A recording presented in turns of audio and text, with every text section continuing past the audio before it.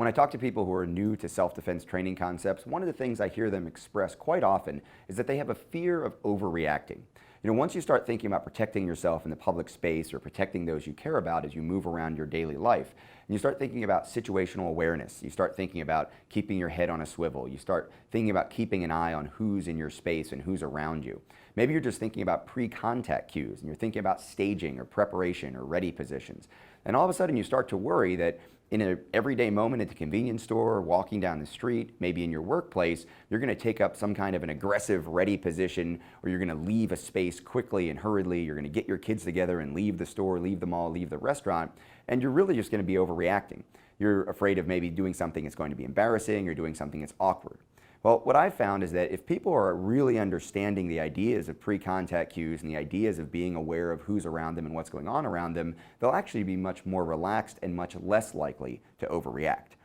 Think about that one time when you were maybe coming around the corner not paying a lot of attention to what you were doing and you almost bumped into someone and you had a startle reaction, maybe you spilled your coffee, maybe you bumped into someone and brought your hands up rapidly and maybe even reached out to push them away and maybe pushed them or struck them as you did so. Well, that's the kind of natural reaction that we would expect to protect us from harm. But if we're not paying attention to the things around us, we're not paying attention to what's going on, then those types of natural overreactions are exactly the things that we get nervous laughter, that somebody tells a story about, or that do cause awkward or embarrassing situations. To the contrary, if you're paying attention to what's going on around you and you're thinking about whether or not someone could be a threat or whether someone's behavior is odd or if someone just really isn't making you feel comfortable, then you can start to be much more subtle in your responses. You aren't going to have that overreaction, but you are going to have an appropriate response. Those appropriate responses might include taking up a position of advantage, maybe just kind of scratching your head as you walk by someone who's making you a little bit nervous so that if they were to strike or if they were to lash out at you, maybe it's the knockout game, just a couple kids acting nervous or suspicious or weird as you're walking down the street.